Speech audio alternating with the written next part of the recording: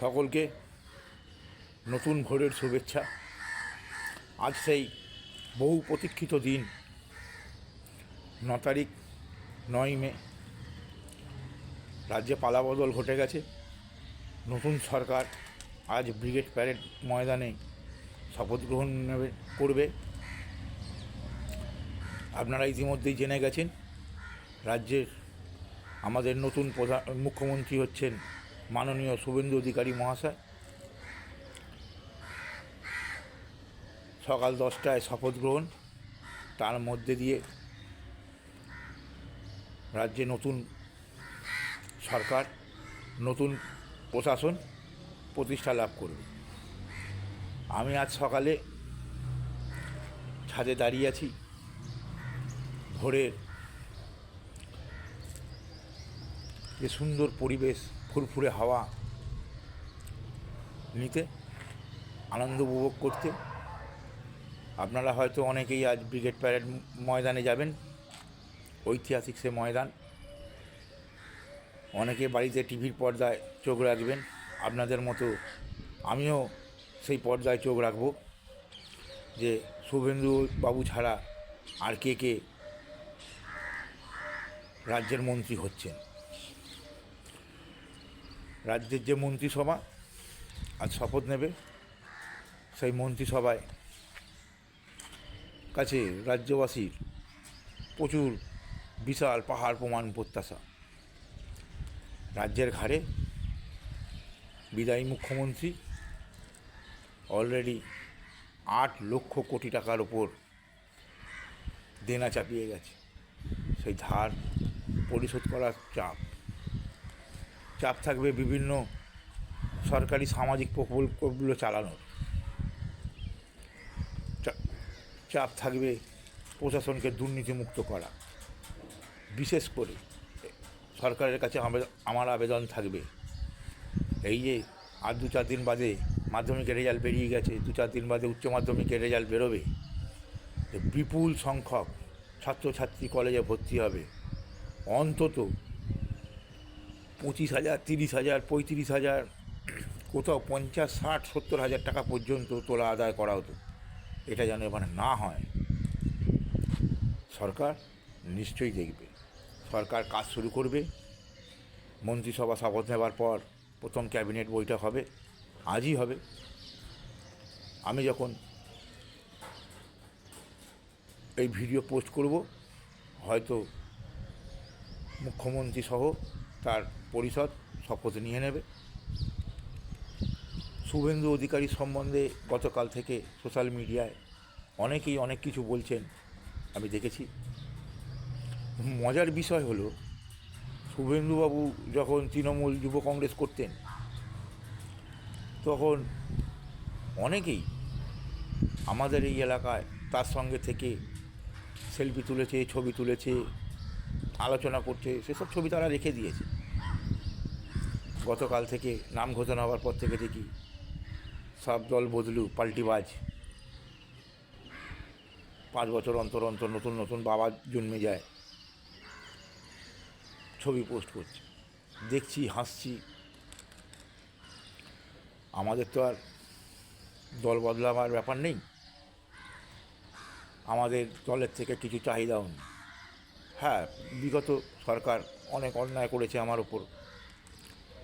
আমার বৃদ্ধ মা পেনশনভোগী, তার বড় ছেলে অর্থাৎ আমার দাদা বিগত হবার পর সরকারি চাকরি করত, সুযোগ সুবিধা থেকে বঞ্চিত।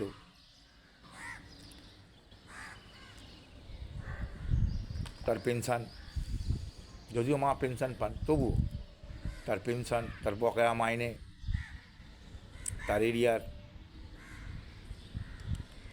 তার প্রভিডেন্ট ফান্ড কিছুই দেয়নি 2012 সাল থেকে আজ 26 সাল।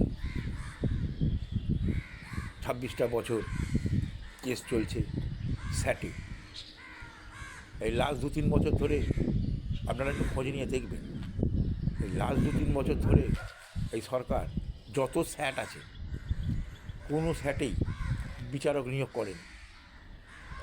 কারণ সরকার যে অন্যায়গুলো করেছে, স্যাট রায় দিলে সেগুলো সরকার মানতে বাধ্য। হাইকোর্টে যাওয়ার চান্স আছে,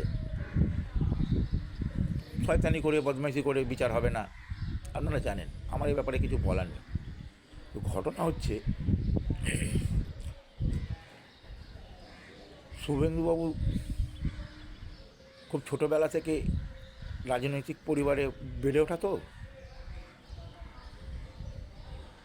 রাজনীতির হাতে করি তার বাড়িতে, তার বাবার কাছেই। তার দাদু স্বাধীনতা সংগ্রামী, পরিবারে অনেক স্বাধীনতা সংগ্রামী ছিল, মেদিনীপুরের মাটির ছেলে।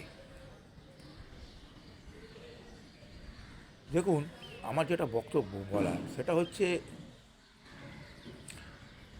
যে একটা শিশু যখন জন্মায় ধীরে ধীরে তো বড় হয়, তার হাতে খড়ি হয়, সে কলেজে স্কুলে ভর্তি হয়, প্রাইমারি, প্রিলিমিনারি, কেজি 1, 2, এরম করতে করতে সে তার মেধার দ্বারা উচ্চশিক্ষিত হয়। রাজনীতিটাও কিন্তু ঠিক তাই। রাজনীতিতে হাতে খড়ি হচ্ছে ছাত্র রাজনীতি, যেটা কলেজ জীবন থেকে শুরু হয়। শুভেন্দুবাবু কলেজ জীবন থেকে ছাত্র রাজনীতির মাধ্যমে হাতে খড়ি। সিপিএমের যে তাবড় সময়, পিক সময়, সেই সময় কলেজের জিএস হয়েছেন, কাউন্সিলর হয়েছেন, চেয়ারম্যান হয়েছেন, এমএলএ হয়েছেন। কি বলবো, দুর্দণ্ড প্রতাপ নেতা সিপিএমের লক্ষণ শেঠ বাঘে গরুতে নাকি এক ঘাটে জল খেত, আমাদের এখানেও ছিল। হারিয়ে দিয়েছেন। নন্দীগ্রামের রক্তক্ষয়ী যে সংগ্রাম হয়েছিল তাতে যুক্ত ছিলেন, বিশাল অভিজ্ঞতা সঞ্চয় করেছে। এই শুভেন্দুবাবুর পিএ কে মেরে, তার রক্ত ঝরিয়ে, নিরীহ লোকের রক্ত ঝরিয়ে শুভেন্দুবাবুকে যদি ভাবেন যে ভয় পাইয়ে দেবেন, সম্ভব নয়। শুভেন্দুবাবু ভয় পাওয়ার লোকই নয়। বোম, গুলি, ছুরি, আক্রমণ ওসব দেখে বড় হয়েছে। কলেজ রাজনীতিতেও সব হয়।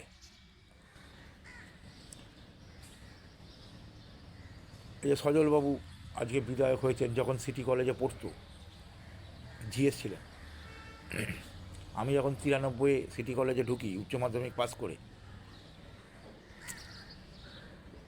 আকছার উল্টো দিকে আমার স্ট্রিট থানা থাকলেও আকছার মারপিট লেগে থাকতো ছাত্র পরিষদ এসএফআই।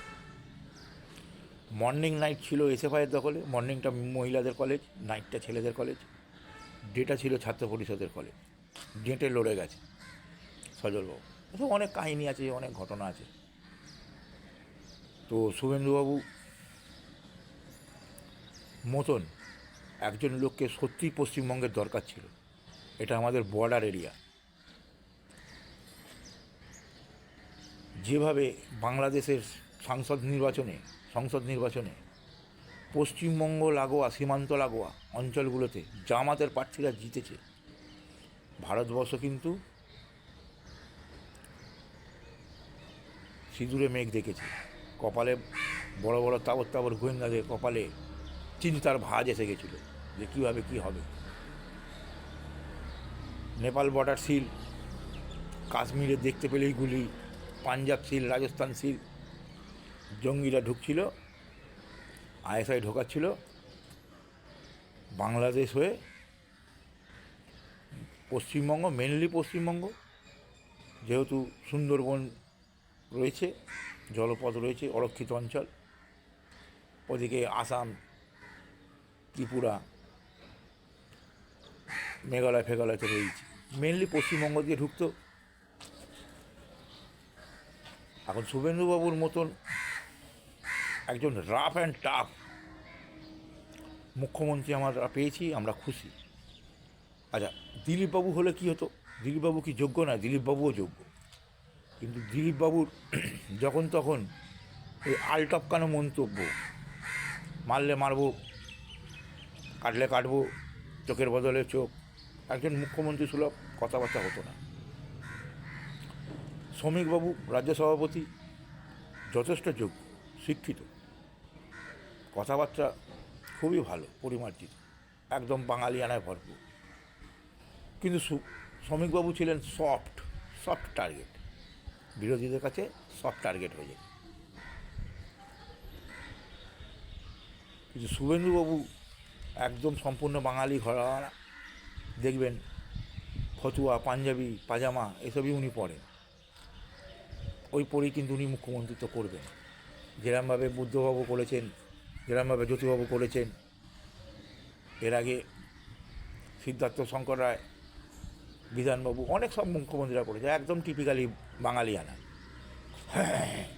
এই যে শুভেন্দুবাবু মুখ্যমন্ত্রী চেয়ারে বসছেন,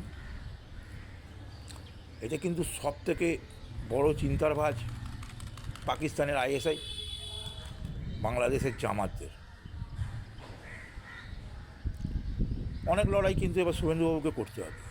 একদিকে যেরকম বিরোধীদের সামলাতে হবে, পশ্চিমবঙ্গের ভঙ্গুর অর্থনীতি ব্যবস্থাকে সামলাতে হবে, যুবদের কাজকর্ম দিতে হবে, শিল্প আনতে হবে, সরকারি কর্মচারীদের সুযোগ সুবিধে, তার সাথে জঙ্গি উৎপাত খুঁজে খুঁজে খুঁজে খুঁজে খুঁজে খুঁজে বার করতে হবে।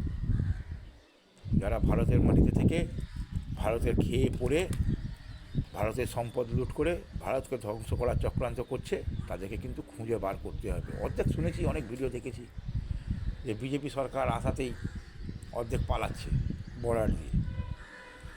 আবার কোথাও একটা ভিডিও দেখলাম, আছে আমার কাছে, পোস্ট করিনি, যে জামাত নেতা মমতা ব্যানার্জিকে হুঙ্কার দিচ্ছে, বলছে, উপদেশ দিচ্ছে যে আপনি পশ্চিমবঙ্গ স্বাধীন রাষ্ট্র হিসাবে ঘোষণা করুন, 17 কোটি বাংলাদেশি নাকি সঙ্গে আছে। আর একটা দেশের জনসংখ্যা 17 কোটি, আর ভারতবর্ষের পশ্চিমবঙ্গের জনসংখ্যা 13-14 কোটি। কিছু বলার নেই। বিজেপি নেতৃত্ব আমাদের খুব সুন্দর এক মুখ্যমন্ত্রী উপহার দিয়েছে, যিনি একাধারে রাফ অ্যান্ড টাফও থাকবেন, আবার একাধারে মমতাময়ীও থাকবেন, দয়ালুও থাকবেন, গরিবের রক্ষাকর্তা হবেন, দুষ্টের দমন করবেন, এই আশা রাখি। শপথ হোক, কাল থেকে সরকার পূর্ণোদ্যমে কাজ করবে, মুখ্যমন্ত্রী আজ থেকেই কাজ শুরু করে দেবেন। কাজ করলে ভুল হবে, স্বাভাবিক, অনেকেরই হয়তো প্রশাসন চালাবার অভিজ্ঞতা নেই, শুভেন্দুবাবু তো যথেষ্ট আছে, কিন্তু বাকিগুলোর তো নাও থাকতে পারে, নতুন, ভুল হবে। ভুল হলে আমার কাজ হবে সরকারের দৃষ্টি আকর্ষণ করা, গঠনমূলক সমালোচনা করা। সরকারের বিরোধিতা অবশ্যই করব, কিন্তু তার আগে সময়কে একটা যথেষ্ট সময় দিতে হবে সেই ভুলগুলো শুধরে নেবার। সকলে ভালো থাকবেন, সুস্থ থাকবেন। আমার প্রতিবেদন ভালো লাগলে সাবস্ক্রাইব করুন, লাইক করুন, শেয়ার করুন, কমেন্ট বক্সে গিয়ে অবশ্যই কমেন্ট লিখুন সরকারকে শুভেচ্ছা জানিয়ে। আর কিছু বলার নেই। জয় হিন্দ, জয় ভারত, বন্দে মাতারাম, পশ্চিমবাংলার জয় হোক।